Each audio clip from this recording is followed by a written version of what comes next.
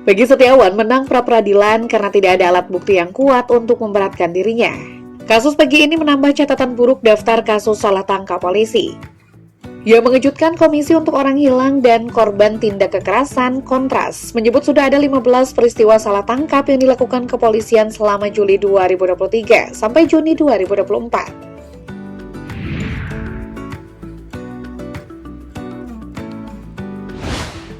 Mari kita fokus pada kasus Peggy Setiawan. Kronologinya pada 21 Mei 2024, Peggy Setiawan ditangkap polisi di Bandung. Dia sendiri dituduh sebagai dalang di balik pembunuhan Vina Cirebon dan Eki yang terjadi pada tahun 2016. Sebenarnya dari awal penetapan Peggy Setiawan sudah janggal. Kenapa? Karena sosok Egi yang diumumkan sebagai DPO dengan Peggy saat ditangkap tidak ditemukan kesamaan. Yang juga aneh, saat konferensi pers di Polda Jabar, polisi mau menutup mulut Peggy saat izin ke polisi untuk bicara di depan media. Padahal Peggy hanya ingin bicara kalau dirinya siap mati karena merasa tidak bersalah.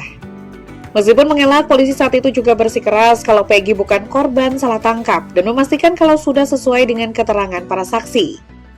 Cuma fakta yang ada menurut kuasa hukum Vina Hotman Paris, dari 5 terpidana saat di BAP ulang, menyebut Peggy tidak terlibat. Hanya 1 orang yang mengaku Peggy terlibat. Artinya apa?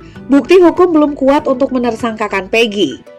Ya, jadi masalah Peggy mengalami sejumlah penyiksaan. Selama ditahan di Polda Jawa Barat, Peggy mengaku sering dipukuli oleh petugas. Akhirnya pada 1 Juni, Peggy Setiawan mengajukan gugatan pra-peradilan ke Pengadilan Negeri Bandung soal penetapan status tersangkanya. Pihak pengacara Peggy, Insak Nasruddin, menyatakan keyakinannya kalau kliennya bukan pelaku pembunuhan Vina Cirebon dan Eki. Setelah melalui serangkaian agenda persidangan pra-peradilan, Hakim Tunggal Eman Sulaiman akhirnya memutuskan bahwa status tersangka yang dikenakan terhadap Peggy Setiawan tidaklah sah. Hakim Eman Sulaiman pun jadi sorotan, terutama soal harta kekayaannya. Sebagai seorang hakim, berdasarkan data LHKPN tahun 2023, nyatanya Eman Sulaiman hanya punya harta kekayaan sebanyak 294 juta rupiah. Dan hanya punya 1 sepeda motor Matic seharga 6,5 juta rupiah. Jumlah ini jauh lebih sedikit dibandingkan koleganya di Pengadilan Negeri Bandung.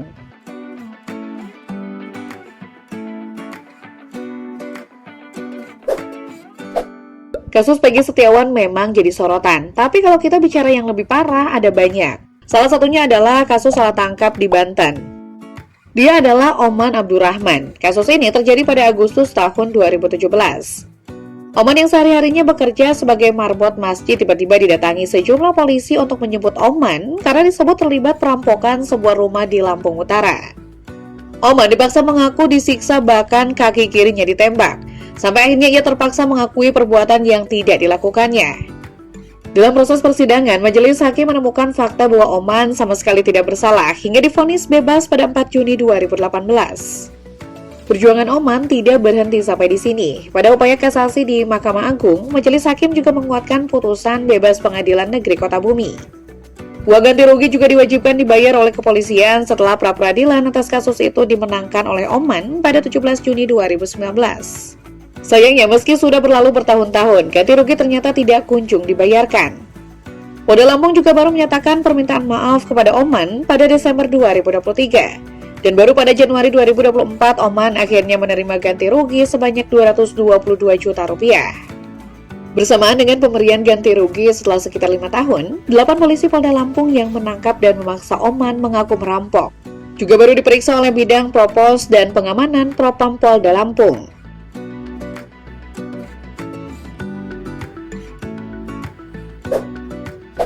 Tahun 2021 juga pernah terjadi kasus salah tangkap di Bekasi. Fikri Rizky Abdul Rahman dan Randi ditangkap pada 28 Juli 2021 sekitar pukul 20.00 bersama 5 saksi lain. Yang jadi masalah, menurut investigasi Komnas HAM, mereka tidak langsung dibawa ke kantor polisi, tapi ke gedung Telkom yang lokasinya berseberangan dengan Polsek Tambelang. Di sini, Fikri dan kawan-kawan mengalami ancaman verbal dan sejumlah penyiksaan. Komnas HAM juga menemukan 10 bentuk penyiksaan, 8 kekerasan verbal berupa ancaman dari polisi, dan setidaknya 6 alat yang dipakai untuk menyiksa mereka. Karena kondisi tertekan dan diancam, keempat korban terpaksa mengaku terlibat pembegalan. Ada banyak kejanggalan dalam proses penersangkaan keempatnya, salah satunya barang bukti yang dihadirkan polisi tidak sesuai. Di BAP disebut senjata yang digunakan adalah celurit, sementara yang dihadirkan oleh polisi adalah arit. Bukti CCTV juga menunjukkan keempat terdakwa tidak berada di lokasi kejadian saat itu. Pada jam terjadinya pembegalan, keempatnya berada di tempat yang berbeda. Sayangnya, Pengadilan Negeri Cikarang memvonis bersalah keempat korban salah tangkap dengan dijatuhi masing-masing pidana penjara 9 dan 10 bulan. Upaya banding pun dilakukan. Dalam sidang banding di Pengadilan Tinggi Bandung, hakim hanya membebaskan 1 dari 4 begal salah tangkap, yakni Muhammad Fikri. Sementara ketiga temannya dianggap terbukti bersalah.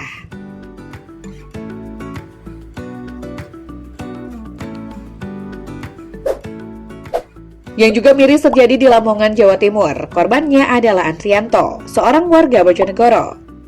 Andrianto diamankan polisi saat mengantarkan jenazah anaknya menuju tempat persemayaman di Bojonegoro. Saat di kawasan pertigaan Babat, Lamongan, tiba-tiba rombongan mengantar jenazah diadang mobil patroli di tengah jalan. Andrianto dituduh sebagai pelaku tabrak lari. Andrianto yang berposisi sebagai sopir saat itu dipaksa keluar mobil. Bahkan dalam penangkapan yang dilakukan di tengah jalan tersebut, polisi sempat menggedor pintu mobil hingga mengeluarkan tembakan peringatan. Andrianto juga sempat mendapatkan perlakuan kasar, ditarik dari dalam mobil hingga dipukul di bagian kepala oleh oknum polisi. Akhirnya, mobil yang dipakai Andrianto bersama mobil ambulans yang membawa jenazah dibawa ke polsek. Peristiwa itu pun akhirnya selesai hari itu juga dan Andrianto bersama pengantar jenazah dilepaskan. Karena tidak terima, Andrianto melapor ke Propam Mabes Polri untuk memperoleh keadilan. Atas kejadian itu, dalam konferensi pers, Kapolres Lamongan meminta maaf kepada keluarga Andrianto. Sementara 9 oknum polisi yang terlibat salah tangkap menjalani pemeriksaan di Propam Polda Jawa Timur.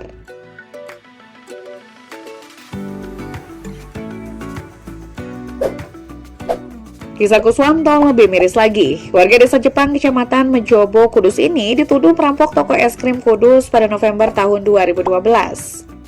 Kuswanto bersama dengan 4 orang lainnya kemudian dibawa oleh belasan anggota polisi secara paksa.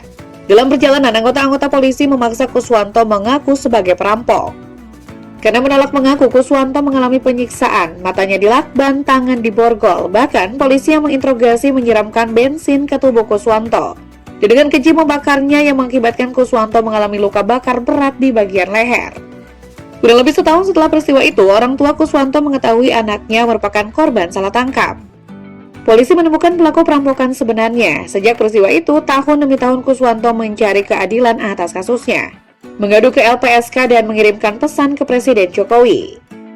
Atas kejadian ini, Pengadilan Negeri Kudus memvonis oknum polisi bernama Bribka Lulus. Atas penyiksaan yang dilakukan terhadap Kuswanto, Bribka Lulus dituntut jaksa dengan hukuman 2 tahun penjara. Ia dikenakan pasal 351 ayat 2 KUHP tentang perbuatan mengakibatkan luka berat.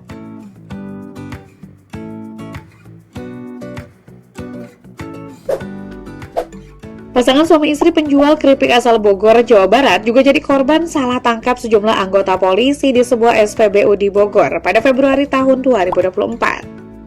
Dari rekaman CCTV, ada 15 orang polisi yang menaiki mobil menyergap pasangan suami istri tersebut. Ia dituduh terlibat dalam sindikat perampokan. Subur yang merupakan korban ditodong senjata diseret dengan tangan diikat dan dimasukkan ke dalam mobil. Di dalam mobil, Subur dipaksa mengakui sebagai perampok. Tiba-tiba Subur dikeluarkan dari mobil lalu ditinggal pergi begitu saja. Saat melaporkan kejadian itu ke Polsek Cilengsi, baru diketahui kalau Subur adalah korban salah tangkap. Sebelumnya, pelaku sudah meringkus 4 dari 7 pelaku. Menurut keterangan pelaku yang ditangkap, ciri-ciri mobil pelaku lainnya mirip dengan mobil Subur. Namun setelah diperiksa, Subur bukanlah pelaku perampokan. Polres Bogor pun minta maaf atas peristiwa tersebut. Anggota polisi yang melakukan penangkapan secara asal dinonaktifkan dari jabatannya.